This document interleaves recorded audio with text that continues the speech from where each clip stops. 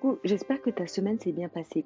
Écoute, si les articles et les vidéos d'Inémi te font du bien, n'oublie pas de t'abonner à la page YouTube en cliquant sur le bouton s'abonner et d'activer les notifications en cliquant sur la petite cloche. Comme ça, tu es sûr de ne rien rater.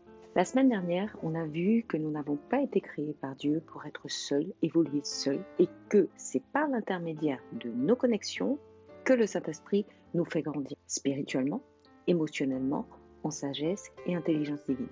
Comme la Bible te dit, Satan est ton ennemi et son objectif est on ne peut plus clair, te détruire. À travers plusieurs articles, plusieurs vidéos, je t'ai partagé le fait que sa complice number one, c'était ta chair. Elle va tout faire pour te livrer à son maître, qui est aussi celui de Satan, donc la mort. Maintenant qu'on a fait ce petit rappel, j'aimerais que tu mettes ton focus sur le fait que tout, absolument tout, ce que Dieu a créé est beau, parfait, bon au commencement. Tout ce qu'il a créé dans ce monde, c'est pour que sa plus belle création, donc nous les hommes, soit comblée. Ézéchiel 28, 11, 19. L'Éternel m'adressa la parole en ces termes. Fils d'homme, prononce une complainte contre le roi de Tyr. Dis-lui, ainsi te parle le Seigneur l'Éternel. Par ta grande sagesse et ta beauté parfaite, tu étais un modèle de perfection. Tu étais en Éden dans le jardin de Dieu. Tu étais recouvert de pierres très précieuses de toutes les espèces. Rubis, topaz et diamants, chrysolite et onyx, jaspe, saphir et ascarboucle, émeraude. Tes tambourins, tes fifres étaient d'or ouvragé. Ils furent préparés le jour même où tu fus créé. Or, je t'avais placé avec un chérubin ayant rôle de protecteur. C'est pourquoi je t'ai oint sur ma montagne sainte. C'est là que tu étais. Tu allais et venais au milieu de ces pierres au feu étincelant. Tu as été irréprochable dans toute ta conduite depuis le jour où tu as été créé jusqu'à ce que le mal se soit trouvé chez toi. Ton commerce prospère t'a entraîné à la violence qui a rempli ton cœur. Alors tu as péché. Je t'ai mis au rang des profanes en te chassant de ma montagne. Et le chérubin protecteur t'a expulsé du milieu de ces pierres au feu étincelant. De ta grande beauté, tu t'es enorgueilli et tu as laissé ta splendeur pervertir ta sagesse. Je t'ai précipité à terre et te donne un spectacle aux autres rois. Par tes nombreux péchés, dans ton commerce malhonnête, tu as souillé tes sanctuaires et du milieu de toi, j'ai fait surgir un feu afin qu'il te consume. Je t'ai réduit en cendres sur la terre à la vue de tous et tous ceux qui te connaissaient parmi les peuples sont frappés de stupeur car tu es devenu un objet d'épouvante.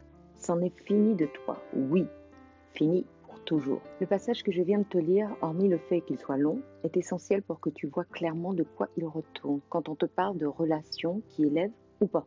Dans le texte d'Ézéchiel, le Seigneur s'adresse au prophète, oui, mais lui donnant une parole à l'adresse de Lucifer, celui qui deviendra Satan, ton ennemi. Tu reliras tranquillement le passage, mais il faut que tu captes le caractère de l'individu qui l'a conduit à sa perte éternelle et qui devient celui de ceux qui le choisissent, qu'ils en soient conscients ou pas. Lucifer était beau, le plus beau, paré de pierres précieuses, c'était lui qui était chargé de la gloire donnée à Dieu. L'inspiration même de la louange, c'était lui. Le truc, c'est qu'un jour, la mort est venue le trouver, l'a séduit, en lui suggérant que lui aussi il méritait des éloges, des acclamations, parce que franchement, il était la définition même du BG, du beau gosse fini. Et il va y croire. Dès lors, il va commencer à détourner une part de la louange revenant à Dieu pour son propre compte. Long story short, tout ce que Dieu fait, Satan va l'imiter version ténèbres. Dieu mérite louange et adoration, il veut pareil. Dieu envoie son fils Jésus pour nous sauver, lui envoie son fils l'Antichrist pour nous pourrir l'humanité. Dieu envoie son esprit pour nous guider vers la vie, vers Jésus, lui envoie l'esprit de l'Antichrist pour nous balancer à la mort. Dieu envoie des connexions pour nous élever, lui envoie des connexions pour nous abaisser ou au moins nous maintenir dans la haute galère. Tu comprends la mentalité du gars ? C'est pour ça que tu dois être vigilant lorsqu'il s'agit de ton entourage. Demeure dans la parole, médite-la avec le Saint-Esprit pour que ta mentalité soit transformée à l'image de Christ. Demeure connecté en mode veille avec l'Esprit de Dieu. C'est comme ça qu'il t'amènera à cheminer avec les personnes qui vont concourir à ta progression, à ton élévation, qui vont participer à ce que tu sois changé, transformé en la meilleure version de toi-même. Jacques 1,25. Voici au contraire un homme qui scrute la loi parfaite, qui donne la liberté. Il lui demeure fidèlement attaché et au lieu de l'oublier après avoir entendu, il y conforme ses actes. Cet homme sera heureux dans tout ce qu'il fait. 2 Corinthiens 4, 2, 4. Nous rejetons les intrigues et les procédés indignes. Nous ne recourons pas à la ruse et nous ne falsifions pas la parole de Dieu. Au contraire, en faisant connaître la vérité, nous nous en remettons devant Dieu au jugement de tout homme. Et si notre évangile demeure voilé, il ne l'est que pour ceux qui vont à la perdition, pour les incrédules. Le Dieu de ce monde a aveuglé leur esprit et les empêche ainsi de voir briller la lumière de la bonne nouvelle qui fait resplendir la gloire du Christ, lui qui est l'image de Dieu. 2 Corinthiens 3,18 Et nous tous qui le visage découvert, contemplant comme dans un miroir la gloire du Seigneur, nous sommes transformés en son image, dans une gloire dont l'éclat ne cesse de grandir. C'est là l'œuvre du Seigneur, c'est-à-dire de l'Esprit. Non seulement tu dois absolument cheminer avec les bonnes personnes pour ton propre bien, mais également parce que toi-même, tu as été créé pour être un impact, un outil de taille dans la vie d'autrui. Ton Papa Céleste compte sur toi pour pouvoir bénir les autres, faire du bien aux autres, relâcher son amour, sa paix, sa joie dans la vie des autres. Bon, mais comme ton ennemi a très bien compris le concept et que, je te le rappelle une fois encore, lui veut notre destruction parfaite, il va faire la même chose, mais à l'envers. Satan ne crée absolument rien. Il n'a pas le pouvoir de créer. Il a volé des destinées, des vies, des richesses, il ment, il égorge, il usurpe, mais il ne crée rien. Donc, si tu penses qu'en pactisant avec lui, tu obtiendras plus de gloire, de richesse, de vie, etc., sache que tu te fais couillonner, mais copieusement. Ce qui va se passer, c'est juste qu'il ne va pas gêner la descente des bénédictions de ton Dieu sur toi. Donc, tu auras l'impression que c'est lui qui te donne, alors que non, c'est juste qu'il ne combat pas la réception. Il peut aussi te donner ce qu'il a pris à quelqu'un d'autre.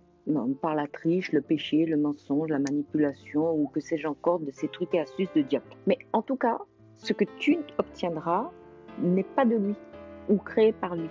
Bien, ça c'est dit. Revenons à l'impact relationnel. Pour bloquer la réception de ce qui t'est destiné, il va donc imiter Dieu et t'envoyer des personnes qui, conscientes ou pas de leur rôle, vont te détourner des voies qui étaient prévues pour toi, pour que tu sois cette lumière que tu dois être, ce sel pour ton environnement, que ton Dieu veut que tu sois. Mon ami, je ne veux pas que tu crois que je te fais un spécial Satan en mode « Waouh, il est trop fort ». C'est pas ça. Mais la parole te dit que faute de connaissance, on meurt. Il faut que tu saches qui est ton Dieu, qui tu es, ce que ton Dieu a dit de toi, pour toi, mais aussi que tu discernes les stratégies d'attaque, de séduction de ton ennemi pour t'abattre. Connais ton ennemi pour pouvoir parer ses coups et t'en rendre victorieux. Sans la grâce de Dieu, toi et moi, on n'a aucune chance face à cet adversaire. Pourquoi? Le personnage a réussi à convaincre un tiers des anges qui vivaient avec Dieu H24 du bien fondé de sa tentative de putsch. Tu crois vraiment qu'il ne saura pas quel bouton appuyer pour te berner? La Bible elle-même te dit de rester attaché à l'Esprit de Dieu, afin que tu sois transformé et que tu résistes au diable. C'est ta soumission à la parole, à Jésus, c'est la grâce de Dieu en Christ qui vont te donner de résister aux séductions malignes. Jacques 4, 4, 6. Peuple adultère que vous êtes, ne savez-vous pas qu'aimer le monde, c'est haïr Dieu?